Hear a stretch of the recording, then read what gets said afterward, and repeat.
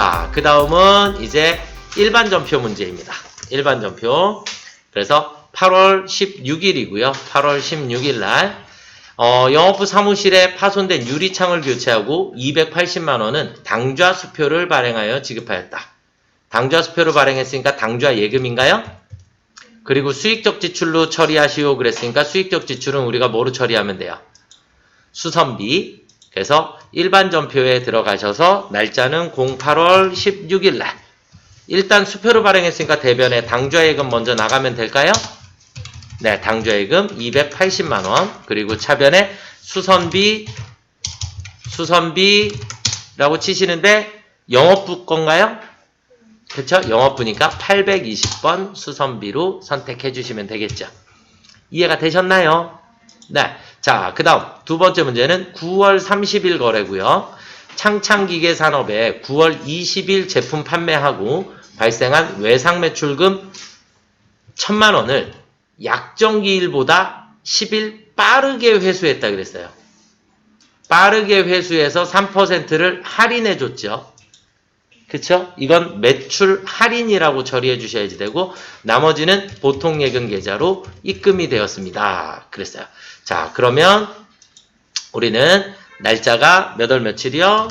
9월 30일. 그러면 외상 매출금을 회수했기 때문에 대변에 외상 매출금 창창 얼마였냐면 1000만원이었어요. 그런데 그 중에서 3%에 해당하는 금액, 그럼 3%면 30만원인가요? 그쵸? 3% 30만원이니까 우리는 얘를 매출 할인이라고 해요. 그래서 매출 할까지 치시면 되는데 문제상에서 보시면 문제에서 뭐라 그랬냐면 제품 판매하고 이렇게 돼 있어요. 제품을 판매하고. 그러니까 제품을 판매했으니까 우리는 뭐라고 하면 돼요? 제품 매출에 있는 매출할인 406번을 선택을 해주셔야 합니다. 406번 매출할인 30만원. 그리고 나머지는 차변에 보통예금 계좌로 들어왔습니다. 이해가 되셨죠? 그래서 할인이라는 개념은 조기 결제했을 때, 그래서 빠르게 회수했다라는 표현이 조기 결제다라고 보시면 되니까 빠르게 결제를 해줘서 값을 깎아준 걸 우리는 할인이다라고 얘기를 하게 됩니다. 이해되셨죠? 자, 그 다음은 10월 27일 거래이고요. 10월 27일 액면가 만원인 보통주 2000주를 13,000원에 발행했나요? 그쵸? 보통주를 발행했어요. 주식을 발행하면 무조건 뭐라 했죠? 자본금. 주식을 발행하면 무조건 자본금이고요. 신주 발행에 소요된 비용 40만원을 차감한 잔액이 보통예금 계좌에 입금되었다. 주식 발행 전 주식 할인 발행 차금은 없는 것으로 한다. 이렇게 돼 있는데 이 밑에 거는 무시하셔도 되겠고, 자, 그러면 이제 우리가 주식을 발행할 때 지금 주식 발행을 하게 되면 무조건 발행 주식 수 곱하기 액면입니다. 이게 뭐가 된다? 자본금이 된다. 아시겠죠? 자, 그리고 또 한 가지 알아두셔야 될 거, 주식 또는 사채 발행 시 재비용은 발행 시 비용이 발생을 하게 되면 무조건 발행 가액에서 차감하도록 되어 있습니다. 이 얘기는 뭐냐면 절대 비용 처리 안 된다. 비용 처리 따로 비용 계정 과목을 설정하면 안 된다. 이 얘기예요. 이해가 되셨나요? 이걸 전제로 두고 이제 문제를 풀어가시도록 하겠습니다. 날짜는 10월 27일이고요. 그럼 일단 대변에 무조건 자본금이라고 하는 게 생기게 되고요. 주식을 발행했으니까 이건 발행 주식수 곱하기 액면 2000주에 액면은 만원씩이었으니까 자본금은 2000만원이 되겠고요. 그리고 차변에 보통예금이 들어올 건데 보통예금은 13,000원에 발행했으니까 2,600만원이 들어와야 하죠. 그런데 2,600에서 40만원을 빼야 되나요? 40만원 빼야죠. 왜냐면 신주 발행에 소요된 비용 40만 원을 차감한 잔액이 보통예금 계좌에 입금됐으니까. 그쵸? 그래서 우리는 보통예금 계좌에 들어오는 돈은 2,560만 원이 들어오게 되고요. 대변에 주식 발행 초과금이 560만 원이 되는 겁니다. 아시겠죠? 우리 프로그램에는 신주 발행비라는 계정 과목이 있어요. 근데 지금은 우리가 신주 발행비라는 계정 과목 자체를 사용을 하지 않습니다. 아시겠죠? 아예 사용을 안 하는 거니까 이렇게 회계 처리해 주시면 정답이 되겠습니다. 자, 그 다음은요. 10월 28일 수입한 원재료에 부과되는 관세 150만원과 통관수수료 50만원을 보통예금 계좌에서 이체하였다 그랬어요. 그러면 수입이란 얘기는 내가 재료를 뭐 하고 있다? 구입하고 있는 과정이다. 맞죠? 구입 시에 발생한 관세, 통관수수료 모두 다 원가에 포함시켜 주시면 됩니다. 그럼 보통예금이 일단 200만 원이 나가게 되니까 자 10월 28일 날 대변에 보통예금은 200만 원이 나가게 되고 수입하는 과정에서 발생했으니까 모두 다 원재료라고 처리를 해주시면 됩니다. 원가에 포함. 이해되셨죠? 네. 자, 그 다음 29일 날입니다. 29일 날 제품 홍보물 제작 비용 51만 원을 탱탱 광고사에 국민카드로 결제했다. 카드로 결제하면 무조건 외상이라 그랬죠. 그렇죠? 그런데 지금 제품 산 게 아니라 홍보물 제작 비용이니까 카드 결제는 미지급금이라고 해주셔야 될 거고 우리 홍보물 제작 비용은 뭐라고 해야 되죠? 광고 선전비입니다. 그래서 10월 29일 날 우리는 차변에 광고 선전비 800건대고요. 무조건 금액은 51만 원. 그리고 대변에 카드로 결제했으니까 뭐라고 해야 된다고요? 미지급금 국민카드 법인으로 결제하였습니다. 이해되시죠? 그래서 차변에 광고 선전비, 대변에 미지급금 이렇게 처리해 주시면 되겠고요. 자, 그 다음은 11월 30일 월이 바뀌었네요. 동행기업의 파산으로 인한 단기대여금 300만 원이 회수 불능되어 대손 처리하였다. 회수 불가능하게 돼서 대손 처리를 했고요.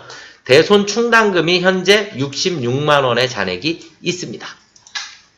이해가 되셨나요? 자, 그러면 우리는 자 월이 바뀌었으니까 앞에 11월 30일 일단 대여금이 회수 불가능하게 됐으니까 대변에 단기대여금 동행인가요? 동행기업의 단기대여금이 300만 원만큼이 없어졌고요. 그 다음에 대손충당금은 무조건 어떻게 써야지 된다? 다음 번호. 맞죠? 대손충당금은 무조건 다음 번호. 그러니까 115번에 있는 단기대여금의 다음 번호. 115번에 있는 대손충당금을 써주셔야겠고 대손충당금은 66만 원이 있었고요. 그러면 나머지 마이너스 234만 원만큼은 대여금에 대한 대손이 발생한 거니까 우리 차변에 뭐라고 해야 돼요? 기타의 대손상각비라고 처리해 주시면 되죠. 외상매출금이면 그냥 대손상각비. 그런데 대여금이나 미수금을 못 받게 됐을 때는 기타의 대손상각비로 처리해 주시면 됩니다. 이해가 되셨습니까요? 네, 여기까지 일반전표 문제를 살펴봤고요. 자, 그 다음은 일반전표 입력 메뉴에 들어가셔서 일반전표의 문제를 한번 또 풀어보도록 하겠습니다.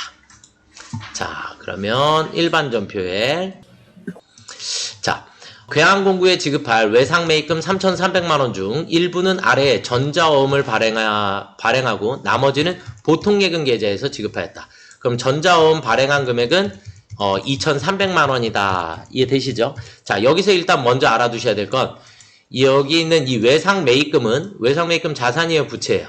부채죠. 결국 무슨 변에 있었다? 대변에 있었다. 이해가 되셨나요? 그러면 이 대변에 있었던 걸 저는 오늘 지급하는 거래가 있었죠. 지급하는 거래가 있으니까 외상매입금이 무조건 어디로 없어지면 된다? 차변으로 사라지면 된다. 그래서 07월 18일 날 차변의 외상매입금 괴한공구의 차변으로 3,300만 원이 없어지면 되겠고요. 대변에 우리는 어음을 발행했으니까 지급어음도 마찬가지 괴한공구구 2,300만 원. 그래서 130 2,300만 원.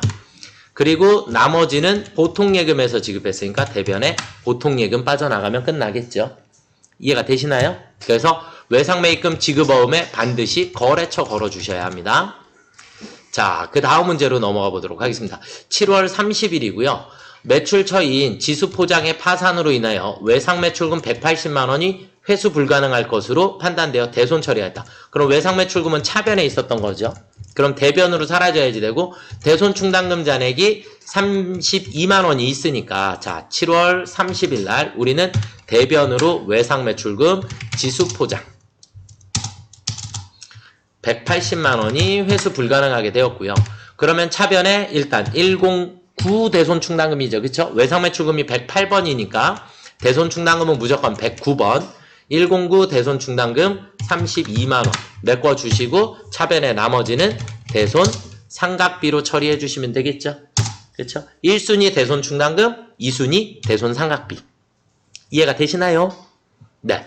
자, 그 다음은 8월 30일.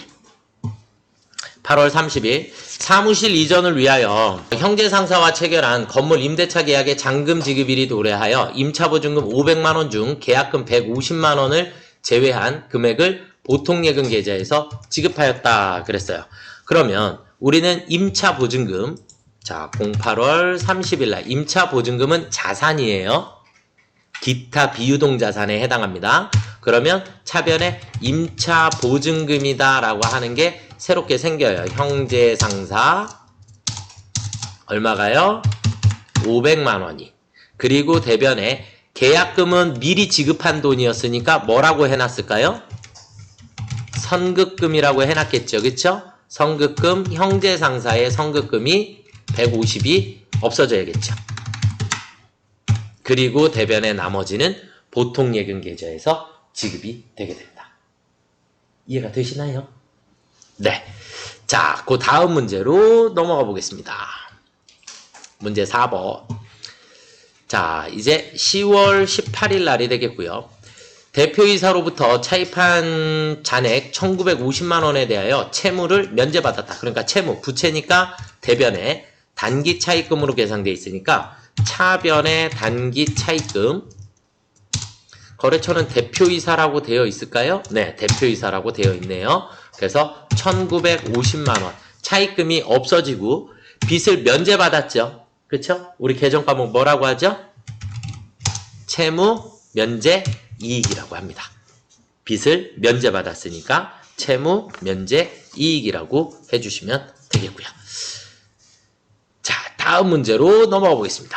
10월 25일 시장조사를 위해 호주로 출장을 다녀온 영업부사원 누리호에게 10월 4일 지급하였던 출장비 300만 원 중 실제 여비 285만 원에 대한 영수증과 잔액 15만 원을 현금으로 수령하였다.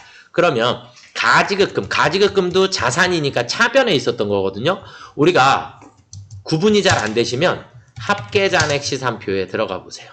합계잔액 시산표에 10월 25일 날짜로 들어가 보시면 10월 25일 날짜로 들어가 보시면 이렇게 가지급금이 차변에 잔액이 있었다라는 걸 확인하실 수 있으세요. 원인이 밝혀졌으니까 얘가 어디로 없어져요?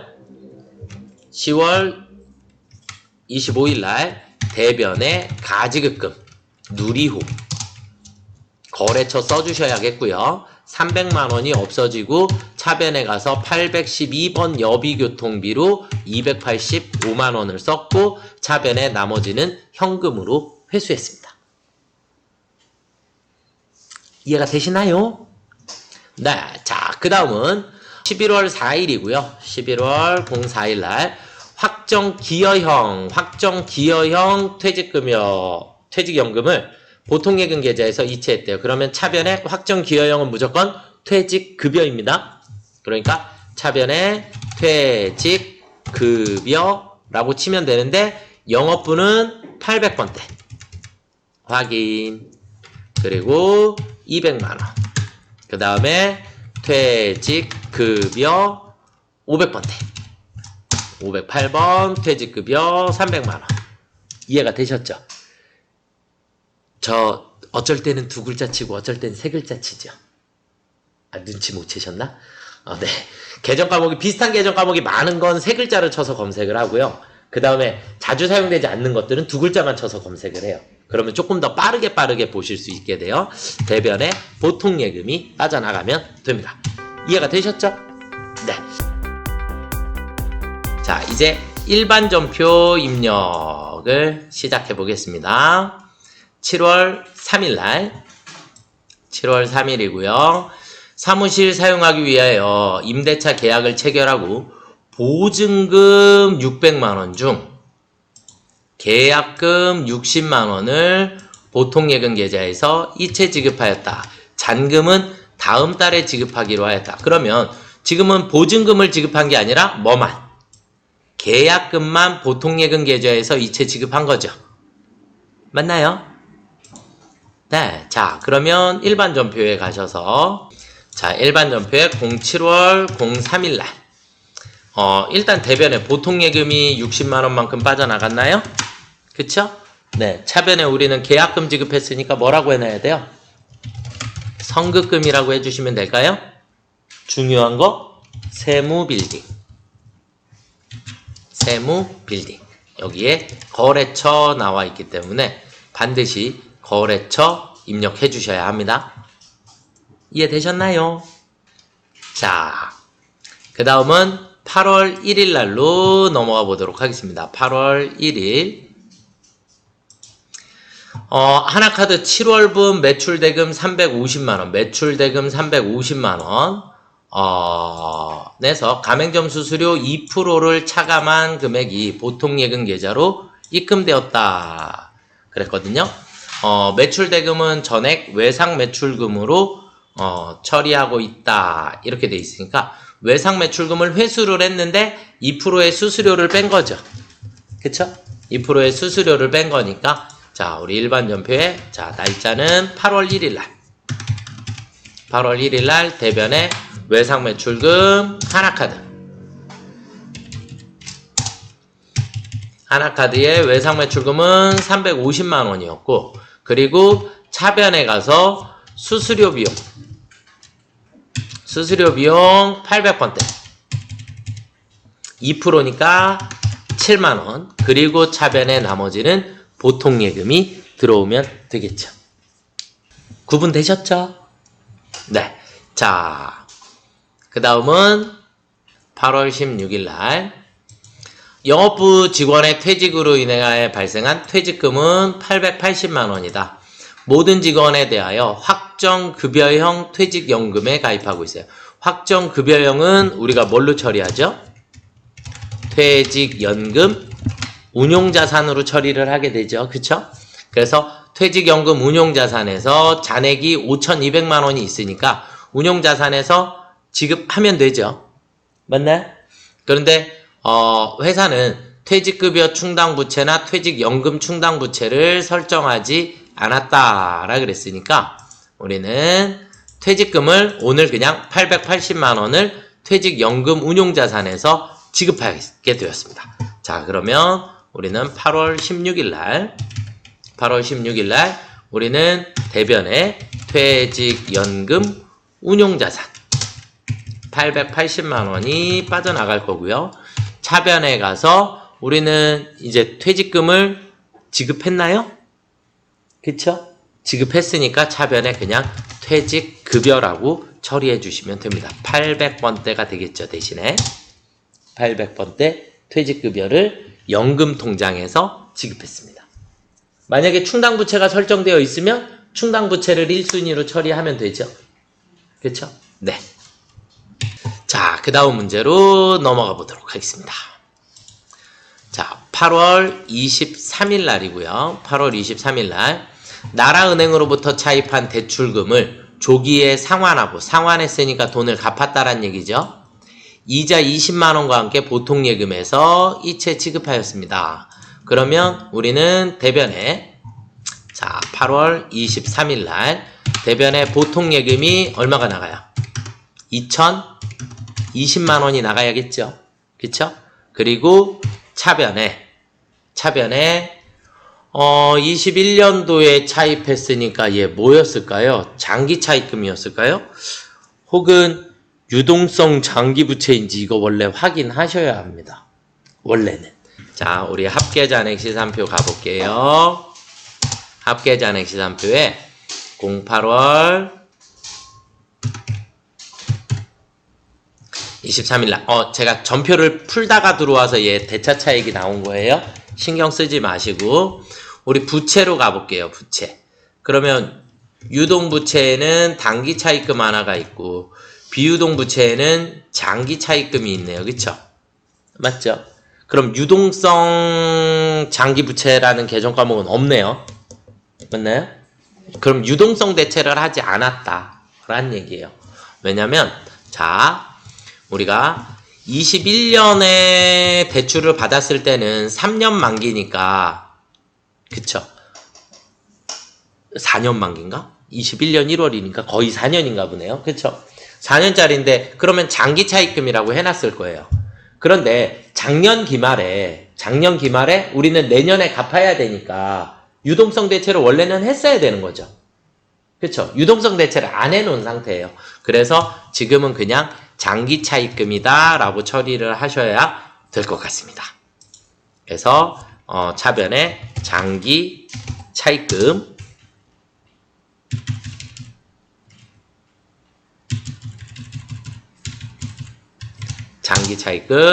나라은행 2천만 원이고요. 그리고 차변에 이자 비용이 20만 원이 오면 될 것 같아요. 이해가 되셨죠? 문제를 조금 정확하게 내줬으면 좋겠어요. 자, 그 다음은 11월 5일입니다. 11월 5일 제품 외상대금 중 300만원은 동전 발행 약속 어음으로 받고 100만원은 금전 소비 대차 계약으로 전환하였다. 이게 무슨 말이에요? 1년 대여로. 그러면 다시 바꾸면 얘는 단기 대여금으로 전환하였다. 이 얘기예요. 단기 대여금으로 전환하였다. 자, 그러면 우리는 날짜가 11월 05일 날 일단 대변의 외상 매출금 다원 400만 원이 없어지게 될 거고요. 차변에 받으러음 다원에 받으러음 300만 원. 그리고 차변에 얘는 이제 단기 대여금 마찬가지 다원 모두 다 거래처를 걸어주셔야 합니다. 아시겠죠? 네, 이렇게 처리해 주시면 되겠고요. 자, 그 다음 문제는 11월 20일입니다. 11월 20일 중고 트럭과 관련하여 취득세 40만 원을 현금으로 납부했대요.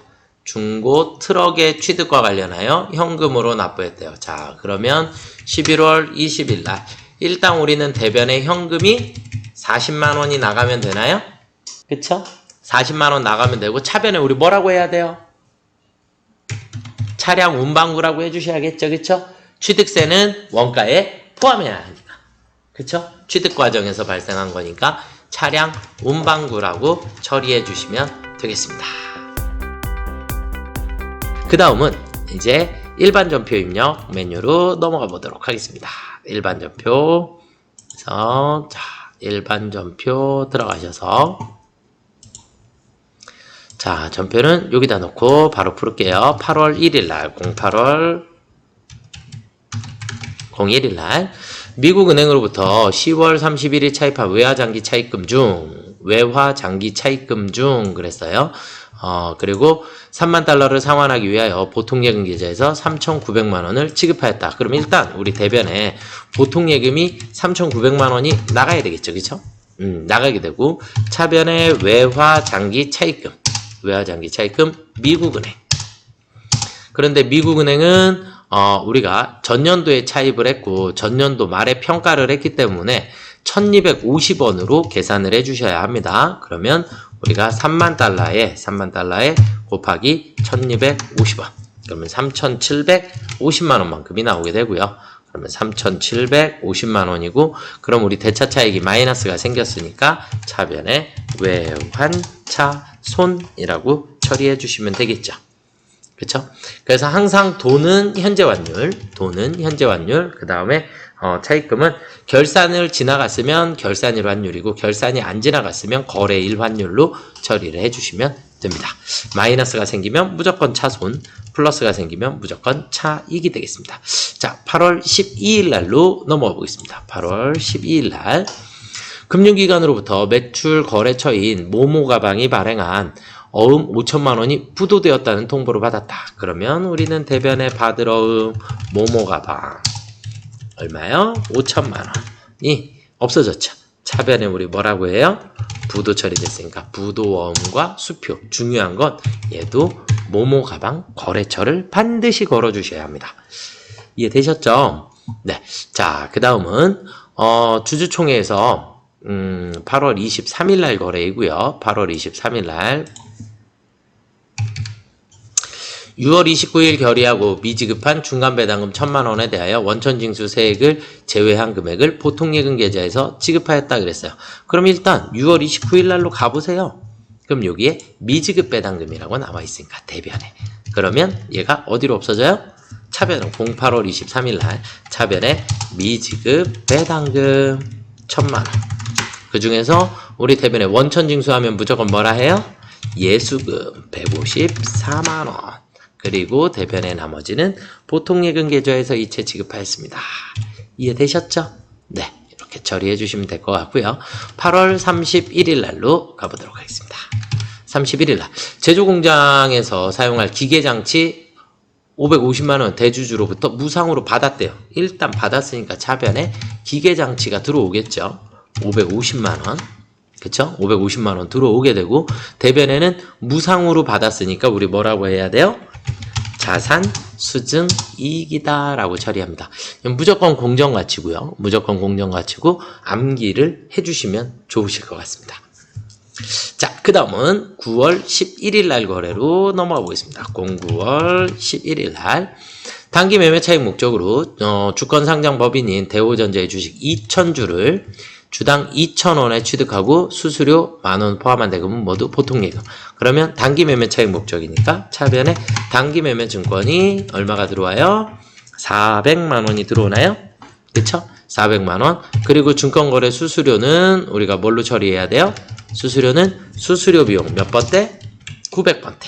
900번대에 있는 수수료 비용 만원 처리해 주시면 되겠고, 대변에 보통예금에서 지급하였습니다. 이해가 되시죠? 네, 그래서 보통예금 계좌에서 이체 지급하였습니다 라고 처리해 주시면 될 것 같고요. 자, 그 다음 문제로 넘어가 볼게요. 9월 13일 날 주식회사 다원에 외상매출금 400만원 중 100만원 현금 받고 나머지는 약속금으로 받았다. 그러면 우리는 차변에 현금이 100만원, 그리고 대변에 외상매출금 다원 얼마가요? 400만원. 그리고 차변에 가서 받으러 다원, 네, 다원 300만 원을 어음으로 수령을 했죠. 이해가 되셨나요? 뭐 차변 먼저 안 쓰고 차변 대변 차변 이렇게 쓰는 건 금액을 자동으로 나오게끔 하기 위해서 우리가 이렇게 하는 거고요. 신경 안 쓰셔도 돼요. 순서가 달라져도 정답은 모두 같습니다. 자, 여기까지 일반 전표 문제를 모두 풀어보셨고요. 이제 일반 전표 문제입니다. 일반 전표 입력 문제고, 자, 8월 20일서부터 한번 가보도록 하겠습니다. 일반 전표에 08월 20일 날 주민센터에 판매용 제품을 뭐 했대요? 기부했어요. 그러면 기부를 하게 되면 우리는 내 것이 나가나요? 내 것이 나가면 무조건 무슨 가로? 원가로. 무조건 원가로 나가야 한다. 그럼 결국 우리는 대변에 제품이 나가니까 우리는 반드시 적용을 몇 번? 8번. 그리고 원가 200만 원이 나가게 되고 차변에 우리는 얘를 뭐라 해요? 기부금이라고 해주시면 되겠죠. 이해가 되시죠? 네, 기부금으로 수정해 주시면 되겠고. 자, 그 다음 문제로 넘어가겠습니다. 9월 2일이고요. 9월 2일이고 대주주인 전만아 씨로부터 차입한 단기 차입금 2천만 원 중 1,500만 원은 보통예금에서 이체하여 뭐 했다? 상환하였다. 상환은 돈을 갚았다. 그러니까 돈이 나가는 거죠. 그쵸? 이해가 되셨죠? 돈이 나가니까 차변에 차입금이 먼저 소멸을 하면 되겠죠. 그쵸? 네, 그러면 우리는 9월 2일 날, 09월 02일 날 우리는 차변에 단기 차입금 전만아 2천만 원이고요. 그리고 대변에 보통예금에서 우리는 1,500만 원을 이체했고요. 나머지는 면제받았죠. 면제받은 거 우리 뭐라 해요? 네, 대변에 채무 면제 이익이라고 처리해 주시면 되겠죠. 이해되시죠? 그래서 면제받은 건 면제받은 것대로 우리가 채무 면제 이익이다라고 처리를 해주시면 됩니다. 이해되시죠? 자, 그 다음으로 넘어가 보겠습니다. 10월 19일 날 외상매입금 250만 원에 대하여 타인이 발행한 수표. 타인이 발행한 수표는 뭐예요? 타인이 발행한 수표. 현금이죠, 현금. 그쵸? 그 다음에 수원에 제품 판매하고 받은 약속어음 100만 원을 배서하여 지급하다. 그러면 우리 배서 나오면 무조건 뭐라고 해야 돼요? 받으러음 무슨 변? 대변. 배서 양도하면 무조건 받으러음이 나간다. 아시겠죠? 그래서 배서라는 말 나오면 무조건 받으러음을 대변에 쓴다. 그러면 결국 외상매입금을 지급하기 위한 거니까 10월 19일 날 우리는 차변에 외상매입금 용인의 외상매입금 250만 원을 대변에 타인이 발행한 당좌수표. 그랬으니까 뭐예요? 현금이 150만 원이 나가야 되고 대변에 나머지는 수원이 발행한 약속어음을 배서양도했으니까 대변에 받으러음 수원이 발행한 받으러음이 100만 원이 나가면 되겠죠. 거래처가 서로 틀리니까 반드시 거래처 표기해 주셔야지 되는 거고. 이해되셨죠? 자, 그 다음은 우리가 11월 6일 날이고요. 11월 6일 날이고 전월분 고용보험료를 현금으로 납부하였다 그랬어요. 그런데 고용보험료는 근로자가 부담을 하고 나머지를 회사가 또 부담을 하죠. 4대 보험료. 그쵸? 그래서 우리가 직원부담금 27만 원만큼은 직원부담금 27만 원은 이미 우리가 받아놨어요. 월급에서 차감을 했으니까 우리 얘 계정 과목이 뭐예요? 예수금. 맞죠? 예수금이고 회사가 이만큼을 추가로 부담을 했는데 이 금액을 쓰면 안 돼요. 왜냐면 제조부하고 그 다음에 마케팅부가 따로따로 있으니까. 그러면 500번대 회사 부담금과 800번대 회사 부담금이 나눠져 있어야죠. 그쵸? 우리가 이제 여기서 추가적으로 한 가지를 더 설명을 해주면 우리가 4대 보험료에 일단 건강보험이 있죠. 그쵸? 건강보험료 회사 부담금은 우리가 복리후생비로 처리를 해요. 그 다음에 우리 국민연금 회사 부담금은 우리는 세금과 공과로 기본적으로 처리를 하게 되고요. 그리고 우리 지금 고용보험료에 대해서는 우리가 보험료로 회계 처리해 주시면 돼요. 아시겠죠? 그래서 기본은 이렇게 돼 있어요. 그런데 기본적으로 우리가 국민연금 고용보험료를 전부 다 복리후생비로 처리하는 경우도 가끔 있어요. 회사마다 조금씩 차이가 있어요. 그래서 우리는 지금 문제상에서 회사 부담금은 보험료로 처리할 것 이렇게 주어진 거예요. 왜냐면 어떤 회사는 얘를 그냥 복리후생비로 처리하기도 하거든요. 무슨 말인지 되시죠? 그래서 보험료로 처리하라고 주어진 거니까 그대로 입력을 한번 해보도록 하겠습니다. 자, 날짜는 우리 11월 6일입니다. 11월 06일 날 우리는 차변에 예수금 27만 원 그리고 차변에 821번 보험료는 11만 500원 그 다음에 차변에 521번 보험료는 22만 1,000원. 그러니까 제조부하고 마케팅부 구분하시고 이 모두를 대변에 현금으로 납부하였습니다. 이해가 되시나요? 네. 자, 그 다음은 11월 1일 날로 넘어가 보겠습니다. 11월 1일. 확정 기여형 퇴직연금을 보통 예금 계좌에서 이체 지급했어요. 그런데 이 금액에는 수수료 20만 원이 포함되어 있습니다. 라 그랬으니까 그러면 결국 연금 계좌로 들어가는 건 680만 원만 들어가겠죠. 그렇죠? 연금 계좌로 들어가는 것은 680만 원. 결국 우리는 11월 11일 날 차변에 확정 기여형은 개정 과목이 뭐죠? 퇴직급여. 몇 번대예요? 800번대. 퇴직급여 통장으로 들어가는 건 680. 그리고 831번 수수료 비용이 20만 원. 대변에 보통 예금이 700만 원이 나가면 되겠죠. 이해가 잘 되시죠? 네. 네. 그 다음 12월 3일날 일시 보유 목적으로 취득하였던 시장성 있는 세무의 주식 500주. 장부 금액이 8,000원이래요. 주당 8,000원. 그런데 처분 금액은 10,000원이고요. 처분 금액은 10,000원이고 처분할 때 수수료 25만 원이 또 나왔고요. 나머지를 보통 예금 계좌로 이체 받았다 그랬어요. 자, 그러면 우리 여기서 한 가지 모든 자산 처분 시 재비용 및 수수료는 어떻게 해요? 무조건 처분가에서 차감합니다. 이 얘기는 뭐냐면 비용 처리하면 안 된다라는 뜻이에요. 아시겠죠? 그러니까 수수료 비용이 생기면 된다 안 된다? 처분할 때는 수수료 비용이 생기지 않는다. 아시겠죠? 그만 무조건 처분가에서 차감하도록 되어 있다. 이렇게 보시면 되겠고, 자, 그러면 12월 03일 날 우리는 처분했으니까 대변에 단기매매증권이 나가요. 단기매매증권은 무조건 장부금액으로 나가야 되니까 장부금액 8,000원씩 500주니까 8, 5, 40, 400만 원인가요? 그쵸? 그리고 저는 차변에 보통 예금 계좌로 이체 받은 금액은 10,000원씩 처분했으니까 500만 원인데 475만 원만 들어오겠죠. 25만 원을 뺀 나머지가 들어왔으니까. 이해가 되셨습니까요?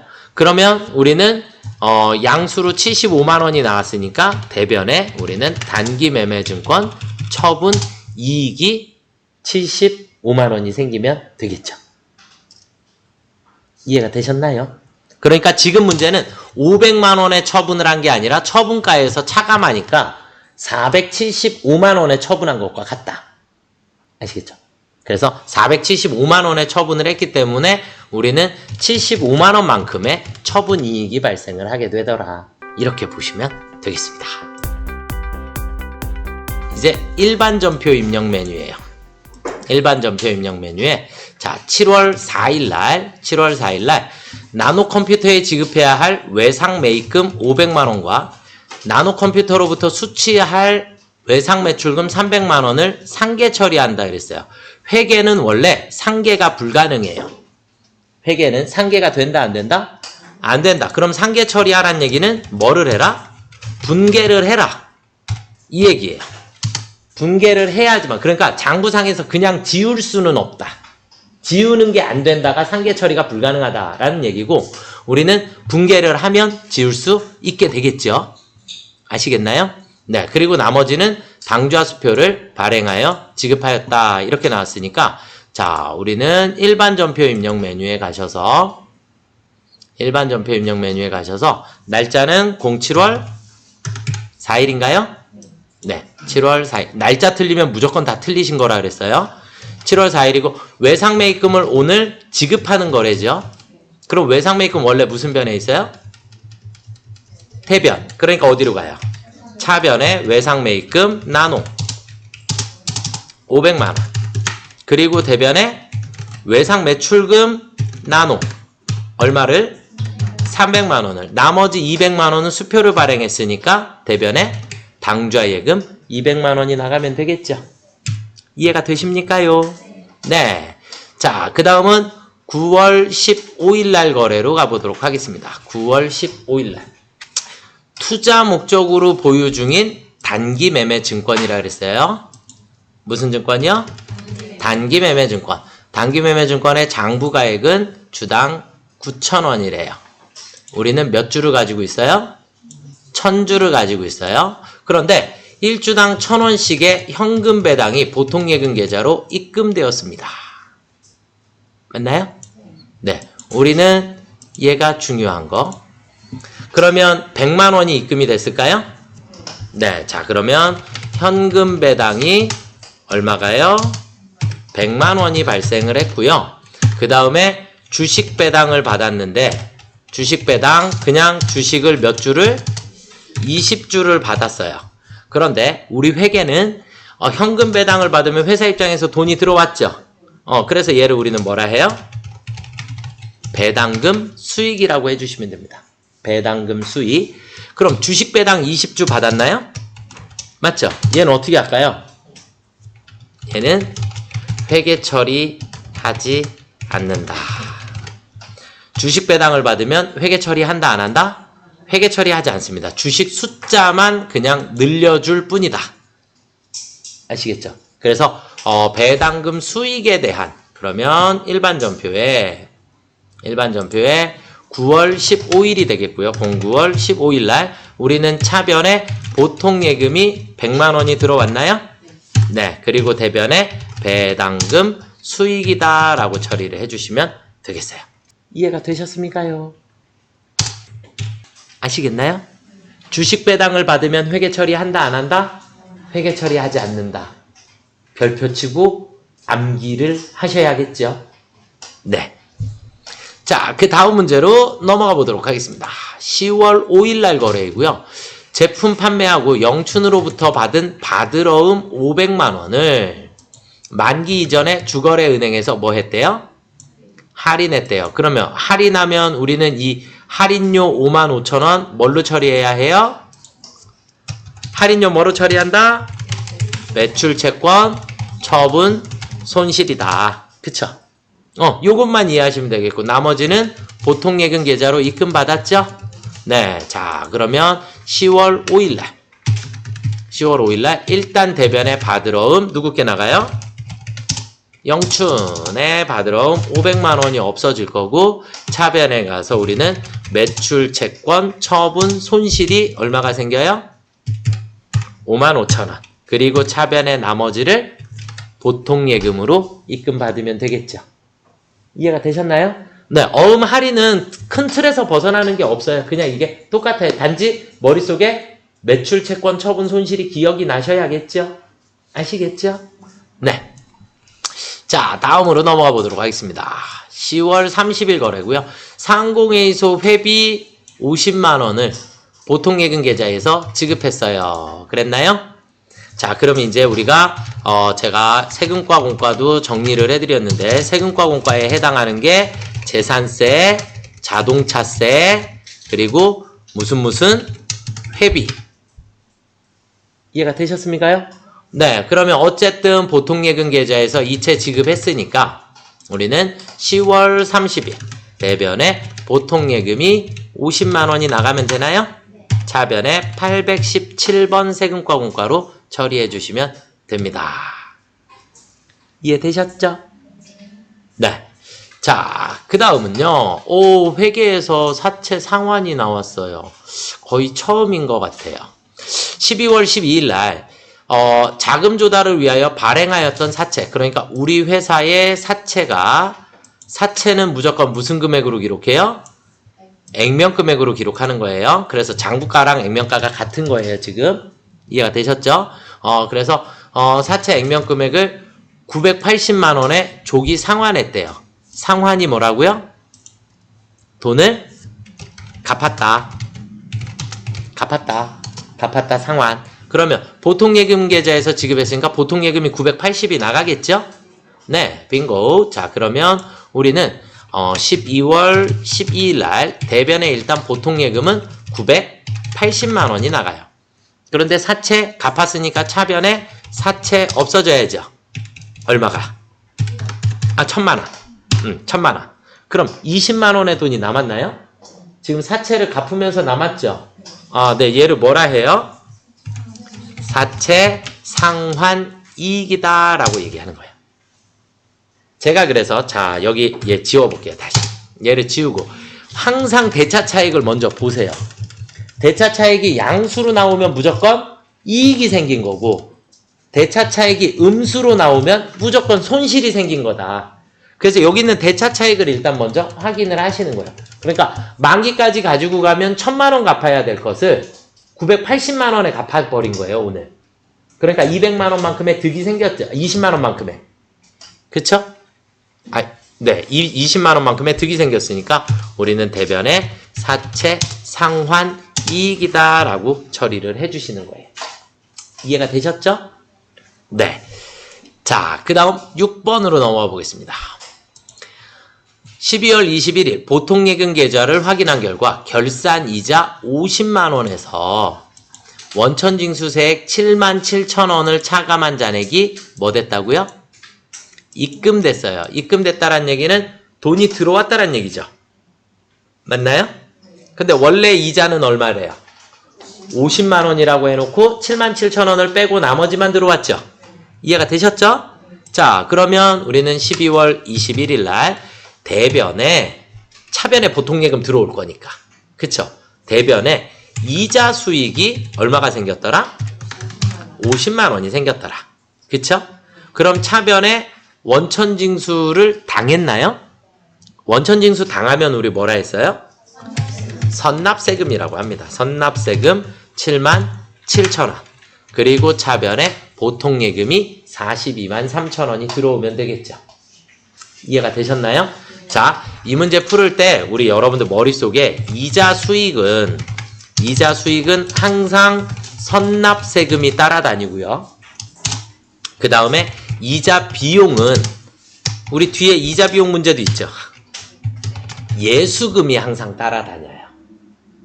원천징수를 당하고 원천징수를 하고 이렇게 되니까 이자 비용은 이자를 지급할 때 원천징수를 하기 때문에 항상 예수금, 그 다음에 이자 수익은 원천징수를 당하고 받기 때문에 무조건 선납세금이라고 회계 처리해 주시면 돼요. 이해가 되셨죠? 자, 그 다음은요, 일반 전표 입력 메뉴의 순서대로 한번 넘어가 보도록 하겠습니다. 7월 10일 날 거래이고요. 원천징수한 근로소득세. 우리는 얘를 뭐라 하죠? 예수금이라 하죠. 그쵸? 네, 원천징수한 예수금으로 처리해 주시면 되겠고, 지방소득세 마찬가지. 보통예금 계좌에서 이체 납부하였습니다. 그랬으니까 일반 전표 메뉴에 가셔서 일반 전표의 날짜는 07월 10일. 보통예금 납부했으니까 차변에 예수금, 예수금 22,000원. 그리고 대변에 보통예금 빠져나가면 되겠죠? 네. 코드 번호 가능하면 외우세요. 안 그러면 두 글자씩 치셔도 상관없으신데, 네. 가급적이면 코드 번호 외워주시는 게 좋을 거다라고 생각이 들고요. 자, 그 다음 7월 16일입니다. 구입하기로, 원재료 구입하기로 하고 계약금 100만원. 그럼 계약금은 우리가 계약금을 지급했으니까 우리 뭐라고 하면 되죠? 선급금이라고 해주시면 되겠죠. 그쵸? 선급금 100만원. 수표를 발행해서 지급했으니까 우리 수표 발행한 것도 뭐라고 해주시면 되죠? 당좌 예금으로 처리해 주시면 되겠죠. 그쵸? 네. 7월 16일날 바로 입력하겠습니다. 여기서 ESC 한번 누르면 그냥 바로 일자로 가고요. 그냥 16일 그냥 치시면 되겠고, 자, 우리는 차변에 선급금 홍명 금액은 100만원, 그리고 대변에 가서 당좌예금 100만원 나가면 되겠죠. 이해되시죠? 네, 이렇게 확인해 주시면 되겠고, 8월 10일 날 거래로 넘어가도록 하겠습니다. 8월 10일 날 거래는 BC카드에 7월분 결제대금, 카드의 결제대금. 카드 결제대금은 우리가 원래 뭐로 기록이 되어 있죠? 신용카드로 결제하면 우리가 미지급금으로 되어 있죠. 그쵸? 여기 밑에 친절하게 신용카드 대금은 미지급금으로 처리하고 있다. 이렇게 나와 있는 거죠. 이해가 되시죠? 네. 그래서 보통예금 계좌에서 인출됐으니까 보통예금이 대변으로 빠져나가겠네요. ESC 한번 눌러주시고 방향키 왼쪽 눌러주시면 원로 가고 08월 10일 이렇게 하면 바로 키보드로도 입력 가능하시겠고요. 대변에 저는 보통 예금 200만원부터 먼저, 그럼 차변에 미지급금은 BC카드가 되겠죠. 그렇죠? 네, BC카드 미지급금 200만원. 차변 대변 순서 상관없으세요. 네, 자, 그 다음 문제로 넘어가 보겠습니다. 그 다음 문제는 8월 20일 날 거래이고요. 8월 20일 날 영업부서 김시서 과장의 대구 세계박람회 가구 박람회 참석을 위해서 출장에서 복귀하고 출장비 60만원 전액 전도금으로 회계 처리했다 그랬어요. 전도금으로 회계 처리가 되어 있었고 잔액은 현금으로 반납했다 그랬어요. 그럼 60만원에 대한 원인이 밝혀졌기 때문에 처음에 우리가 지급했을 때, 지급 시에 출장비를 지급했을 때 우리는 차변의 전도금, 대변의 현금 이런 식으로 지급을 했겠죠. 그러니까 전도금이 차변에 있었을 것이다. 그러니까 이제 출장 갔다 복귀했으니까 전도금이 어디로 없어지면 돼요? 대변으로 사라지면 되겠고, 지출결의서에 있는 항공권, 식대 모두 다 우리 뭘로 처리하면 되죠? 모두 다 복리후생비로, 우리 여비교통비로 처리해 주시면 됩니다. 아시겠죠? 네. 출장 가서 사용한 금액은 모두 다 여비교통비로 처리해 주시면 되겠습니다. 자, 그럼 일반 전표에 일단 8월 20일 대변에 전도금, 근데 전도금 누구한테 줬어요? 김시성.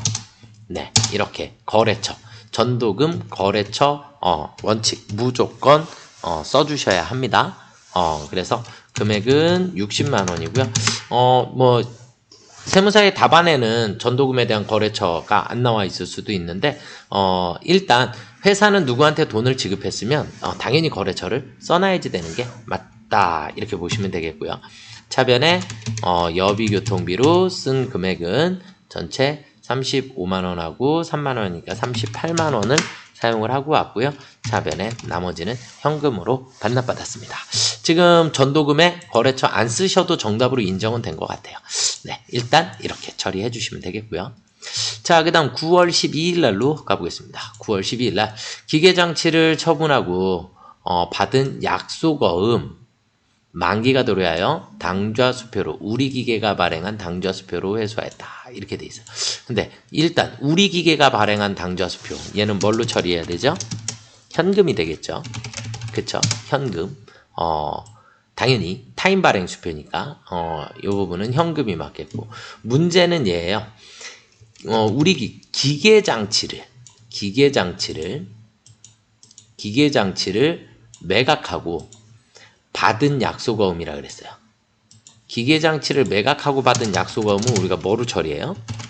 미수금으로 처리를 하게 됩니다. 얘가 숙제였어요. 얘가. 그래서 미수금으로 처리를 해주셨던 걸 현금으로 회수하게 되었다, 이렇게 보시면 되는 거니까 우리는 09월 12일 날 차변에 현금이 800만 원이 들어오겠고요. 대변에 미수금 우리 기계에 미수금이 없어진다. 이해가 되시나요? 이거는 상거래가 아니기 때문에 그래요. 기계장치를 처분한 이 자체가 상거래에 해당하지 않기 때문에 외상어음이라는 걸 사용을 할 수 없어요. 외상어음 사용할 수 없다. 얘가 핵심이에요.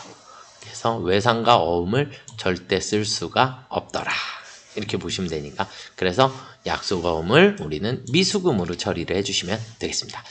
자, 그 다음은 외화에 대한 거래인데, 외화에 대한 거래는 수출 시에 우리는 3만 달러에 환율을 1,300원으로 계산을 했었어요. 그러면 우리 3,900만 원인가요? 3,900만 원만큼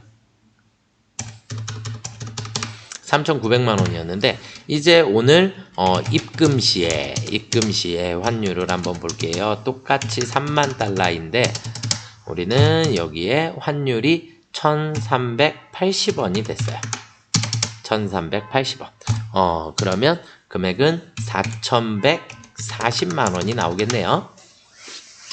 3, 3, 4, 9, 3, 8에 24. 네. 그래서 4,140만원. 그러면 우리는 3,900만원에 얘를 외상 매출금이라 했겠죠. 그쵸? 그리고 얘는 오늘 보통예금으로 들어왔고요. 결국 우리는 외상 매출금보다 돈을 더 많이 받았기 때문에 득이 생겼죠. 그쵸? 네. 득이 생겼습니다. 요렇게 항상 미리 문제를 다 조금 풀어두시고 입력을 해주시면 좋을 것 같아요. 자, 10월 28일 날 우리는 대변에 외상 매출금 라이라이 네, 외상 매출금 3,900만 원이었고요. 차변에 가서 보통 예금이 들어오는 것은 4,140만 원이 들어오게 되고 240만 원만큼 플러스가 생겼어요. 그쵸? 대변에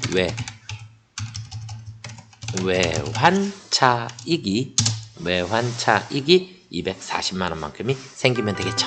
이해되시죠? 네. 자, 이제 일반 전표 입력 메뉴예요. 일반 전표 입력 메뉴에 자, 날짜는 8월 10일 날이고요.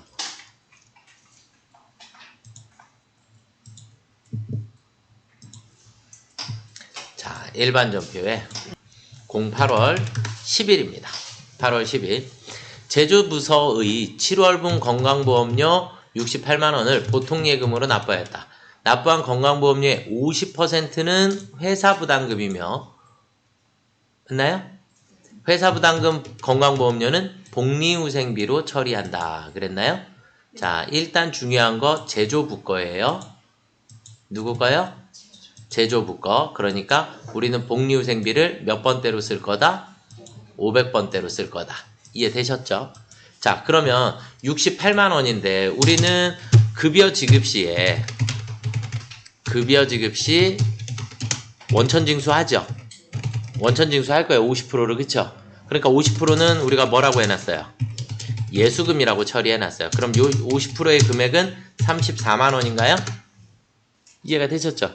이게 전제예요. 먼저. 그렇죠? 그럼 이 예수금 원래 무슨 변에 있어요? 원래 무슨 변에 있어요?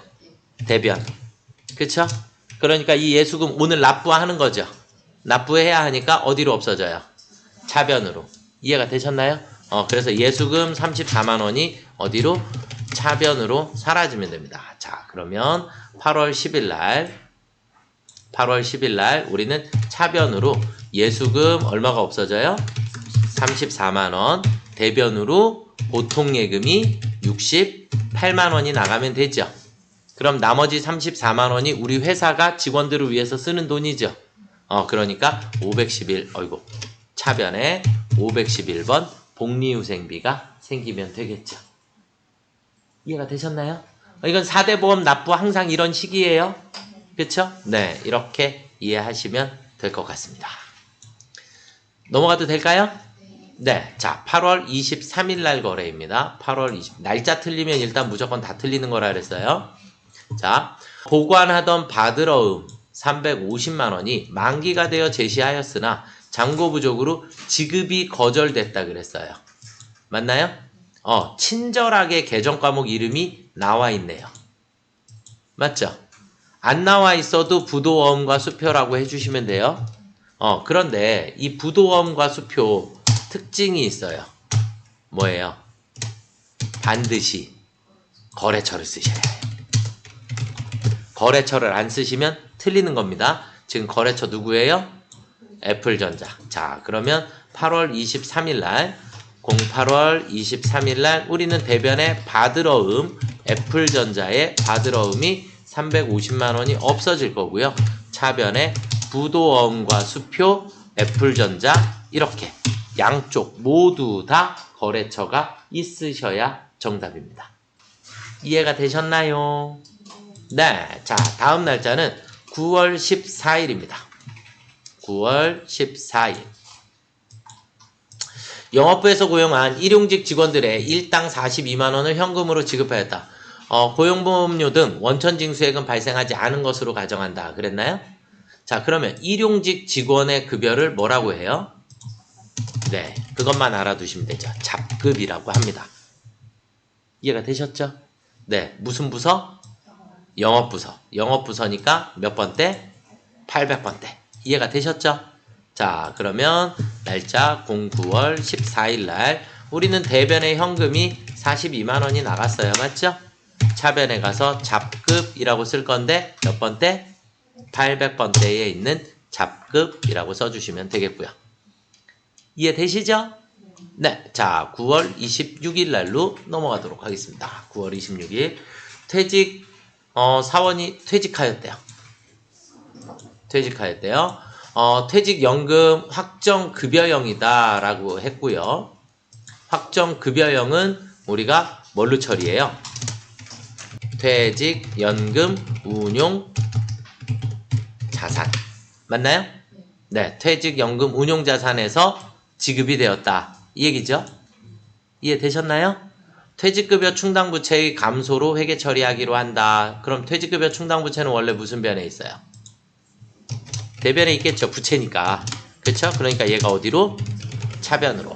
이렇게 되시나요?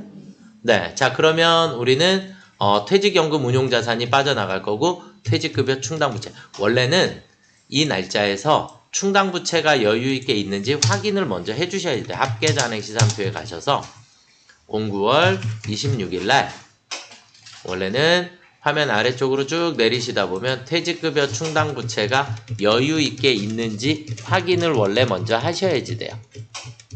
그래서 1순위는 충당부채로 처리하고 화면 중간까지 쭉 내려가시면 비유동부채에 퇴직급여 충당부채가 보이세요. 지금은 여러분들은 저랑 금액이 다르실 수 있어요. 처리를 했으니까. 이해가 되셨죠? 그럼 2,900만원이 있으니까 충분하게 있는 거죠. 500만원 지급하기에. 자, 그러면 26일날 우리는 대변에 퇴직연금 운용자산이 500만원이 빠져나갈 거고 차변에 가서 퇴직급여 충당부채가 500만원이 없어지면 됩니다. 그러니까 퇴직금이라는 게 직원들한테 갚아야 할 빚인 거죠. 퇴직금 지급했으니까 오늘 빚 갚았다. 이 얘기예요. 이해가 되셨나요? 네. 자, 그 다음은 10월 16일 날로 가보도록 하겠습니다. 단기 시세 차익을 목적으로 그랬어요. 단기 시세 차익을 목적으로 뭐예요? 단기 매매 증권. 맞나요? 취득하였던 더 푸른 컴퓨터의 주식 전부를 3,700만원에 뭐 하였다? 처분하였다. 이해가 되셨나요? 단기 매매 증권은 취득 시에 수수료를 뭘로 처리해요? 수수료 비용으로 처리하죠. 그러니까 얘는 취득 원가랑 상관이 없어요. 얘는 아무짝에도 쓸모가 없는 거예요. 그쵸? 그러면 7,000원씩 5,000 주니까 7,000원씩 5,000 주니까 7, 5, 35 얼마예요? 3,500만원이 내 취득 원가인가요? 네, 취득 원가입니다. 이해가 되셨죠? 맞나요? 네, 그러면 처분했으니까 취득 원가는 무슨 변으로? 대변으로. 처분했으니까 보통예금 계좌로 입금 받았나요? 네, 입금 받은 게 차변으로 들어오면 되겠죠? 네, 자 그러면 10월 16일 날 우리는 대변에 단기 매매 증권이 3,500만원이 나갈 거고요.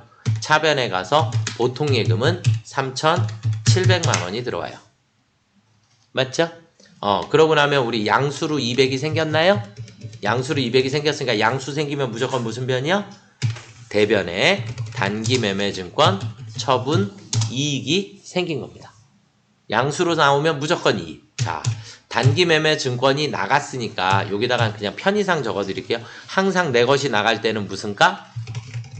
장부가로 나가는 거고 나한테 들어오는 돈은 무조건 처분가로 들어오는 겁니다. 아시겠죠? 네, 차액이 양수로 주어졌으니까 양수로 나오면 무조건 대변에 이익이 생기는 거고요.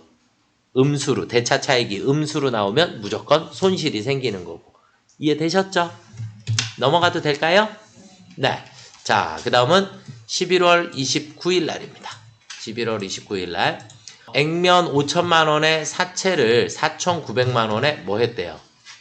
발행했대요. 오우. 회계 1급에서 사채를 발행을 하고 조금 어려운 부분이다 라고 생각이 드는데 우리는 배우시기는 배웠어요. 그쵸? 사채를 발행하면 돈을 빌리는 거다 라고 했죠. 맞나요? 그러면 일단 차변에 돈이 들어올 거고 대변에 우리는 사체가 생길 거예요. 그쵸? 이게 일단 제일 기본이에요. 그러면 여기서 중요한 건 내 돈은 무조건 무슨 가액대로? 발행가액대로 돈이 들어와야 하고, 사체는 하늘이 두 조각 나도 무조건 뭐다? 액면으로 기록해야 한다. 이게 숙제인 거예요.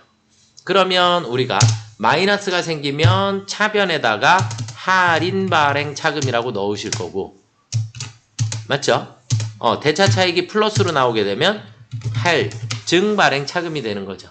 사채 발행은 이게 끝이에요. 여기서부터 요만큼만 여러분들이 이해하고 계시면 되지 않을까라고 생각을 합니다.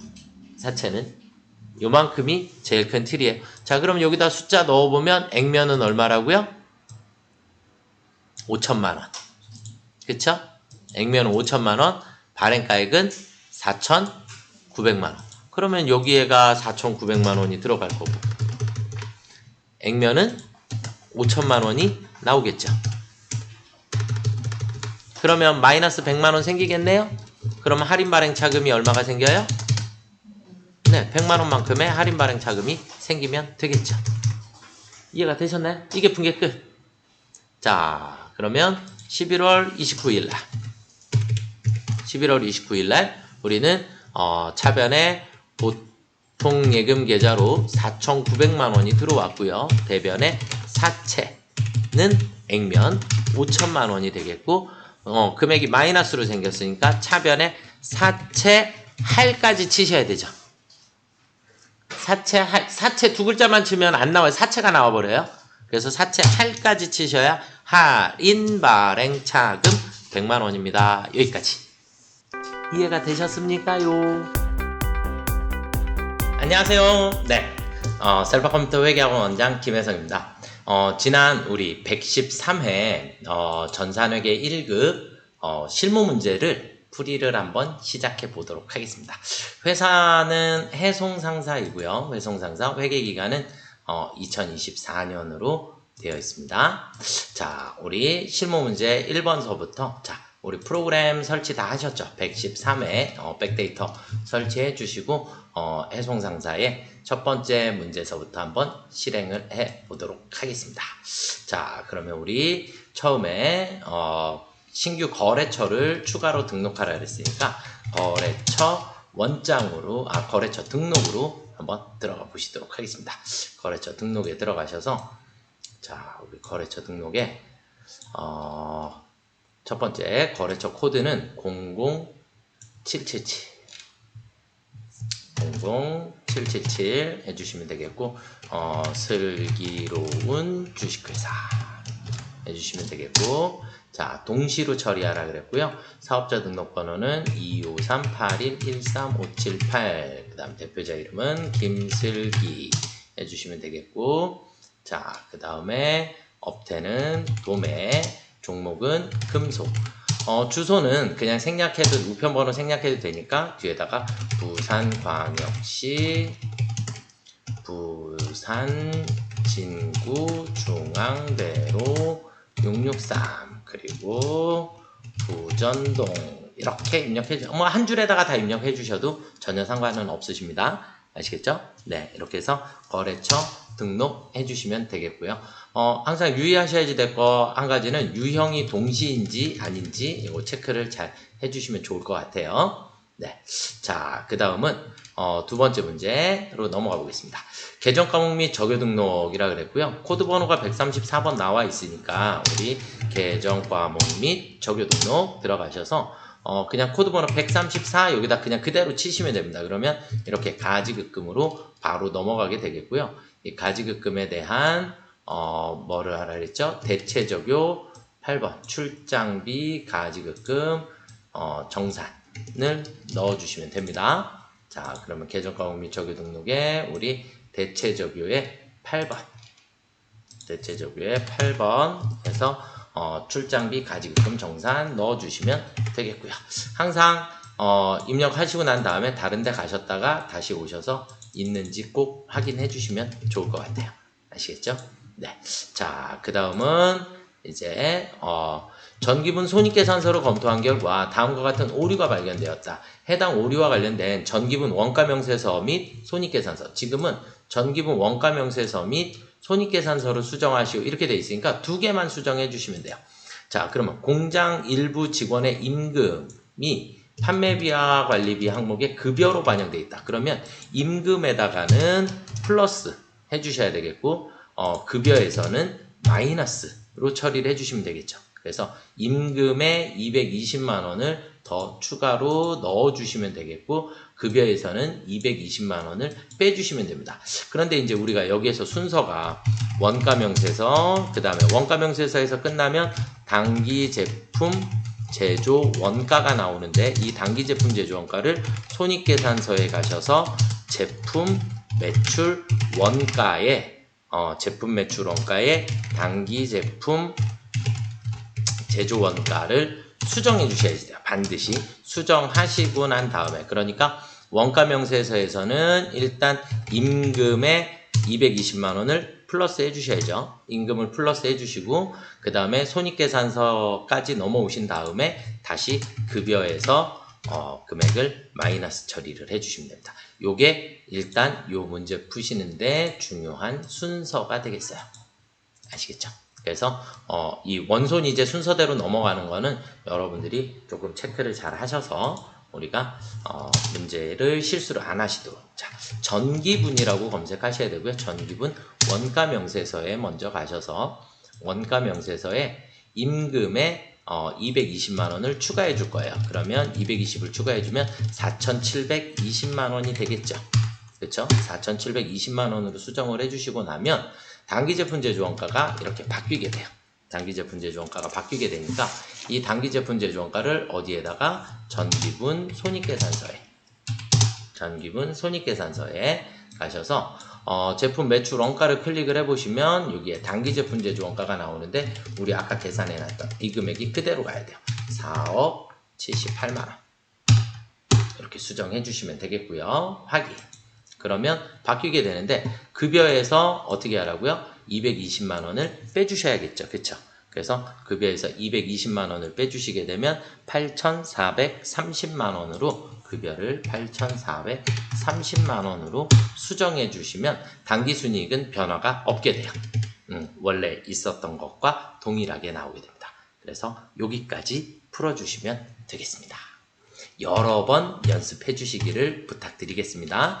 자, 그 다음은 일반전표 거래입니다. 일반전표. 자, 7월 15일 날이고 원재료를 구입하기로 계약하고 계약금을 그럼 계약금 원재료 구입시 계약금이니까 우리 뭐라고 하면 돼요? 선급금입니다 라고 처리해 주시면 되겠죠? 그쵸? 네, 그러면 일반전표에 가셔서 일반전표에 우리 7월 15일 날 가셔서 일단 대변에 수표로 발행했으니까 당좌 예금이 300만 원이 나가겠죠? 그쵸? 그리고 차별에 가서 선급금 상수 거래처 반드시 표기해 주셔야지 되겠고요. 이해되시죠? 네, 다음 문제로 넘어가 보겠습니다. 자, 두 번째 문제인데 8월 5일 날 사업 취득을 위한 자금 9억 원을 차입하고 선이자 3,600만 원을 제외한 나머지 금액을 보통예금 계좌로 입금받았다. 그럼 지금 오늘은 우리는 차입했어요. 그렇죠? 만기가 6개월짜리니까 우리 단기 차입금이 되겠네요. 그렇죠? 단기 차입금 해주시면 되겠고, 선이자 이자를 먼저 뗐어요. 그러면 원래는 얘를 우리가 이자 비용으로 처리를 해주셔야 되는데, 여기에서 보시면 선이자 지급액은 선급 비용으로 회계 처리할 것 이렇게 돼 있어요. 그래서 선급 비용으로 처리해 주시고 나머지를 보통예금으로 입금 받았다 이렇게 처리를 해주시면 되겠어요. 그러면 우리는 일반전표에 8월 5일 날 05일 날 일단 대변에 단기 차입금 우리은행이고요. 우리은행의 단기 차입금 9억 원이고요. 차변에 가서 우리는 선급 비용으로 3,600만 원을 제외한 나머지 차변에 보통예금 계좌에 입금이 되었습니다. 이렇게 보시면 되겠죠. 이해가 되시나요? 네. 그래서 선이자 우리가 지금은 문제상에서 선급비용, 만약에 선급비용 처리라는 말이 안 나오면 이자 비용으로 처리를 해주시면 됩니다. 아시겠죠? 이 선이자는 이자 비용으로. 자, 그 다음은 9월 10일입니다. 9월 10일 날 창고 임차보증금 1,000만 원 중 미지급금으로 계상되어 있는 작년분 창고 임차료, 그러니까 미지급금으로 우리는 100만 원이 되어 있다. 이렇게 보시면 되겠고, 차감한 나머지는 임차보증금만 보통예금으로 돌려받았다. 그러니까 임대차 계약이 해지가 된 상태예요. 그럼 보통예금으로 돌려받았으니까 차변에 보통예금 들어올 거고, 대변에 임차보증금이 없어지면 되겠죠. 임차보증금은 기타 비유동자산입니다.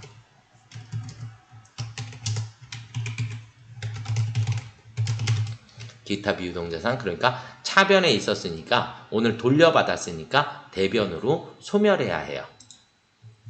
그래서 9월 10일 날 09월 10일 날 우리는 일단 대변에 임차보증금 거래처는 대운 1,000만 원이 없어졌는데, 우리는 보통예금으로 돌려받을 때 작년분 미지급금으로 되어 있는 임차료를 차감했으니까 미지급금, 이것도 대운 거래처 써주셔야 되겠고, 100만 원을 제외한 나머지를 보통예금 계좌로 수령하였습니다. 이해가 되시나요?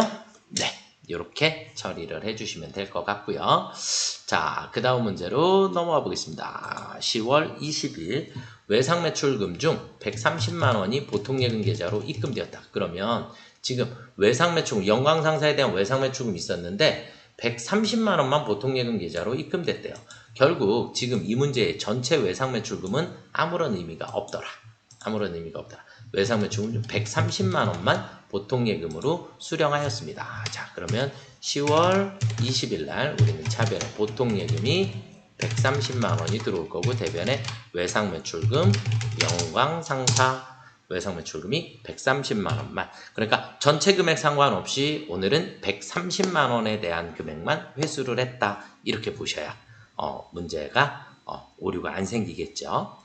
자, 그 다음은 우리가 문제 5번으로 한번 넘어가 보도록 하겠습니다. 문제 5번은 장기 투자 목적으로 보통주를 샀어요. 여기에서 이제 우리가 장기 투자 목적으로 보통주를 사게 되면 계정가목은 매도 가능 증권이 됩니다. 매도 가능 증권 2,000주를 만원씩 취득했으니까 2천만 원이 되겠죠. 그쵸? 그런데 매입 수수료 24만 원이 생겼어요.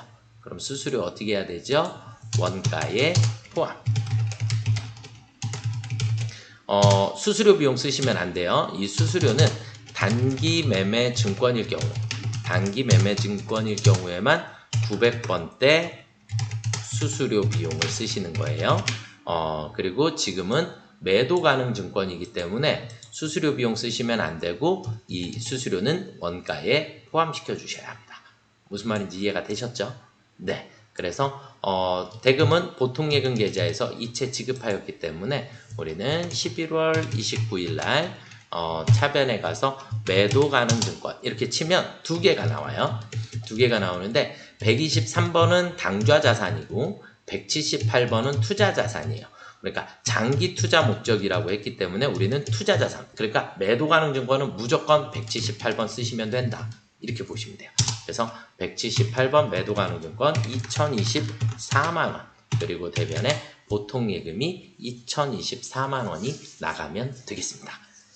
이해가 되시나요? 네. 자, 그 다음 문제. 수입한 상품에 부과된 관세. 지금은 수입한 상품에 대한 관세.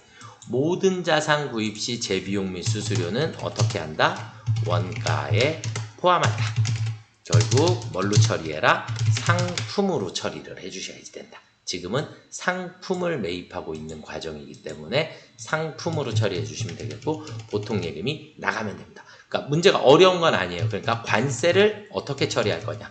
모든 자산 구입하는 과정에서 발생한 수수료는 원가에 포함한다. 자, 12월 08일 날 그럼 차변에 상품이 756만 원이 들어오겠고, 대변에 보통예금이 756만 원이 나가면 되겠죠.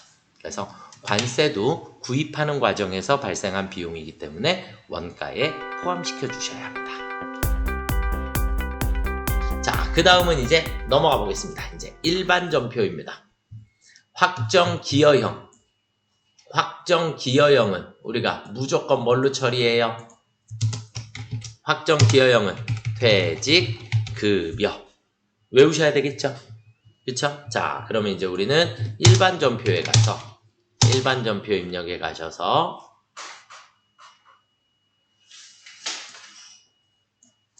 자, 일반 전표에 7월 5일입니다. 7월 05일날, 아이고, 5일날, 7월 5일날 차변에 퇴직급여 800번대, 퇴직급여 140만원, 그리고 대변에 보통예금 140만원 나갔습니다. 이렇게 처리해 주시면 되겠죠? 이해되셨을까요? 네. 자, 다음 문제로 넘어가 보겠습니다. 7월 25일 외상매출금, 고운상사의 외상매출금 중 550만원 약속원 받고 나머지 440만원은 보통예금 계좌로 입금받았다 그랬으니까 7월 25일날 우리는 차변에 받으러움이 누구 거예요?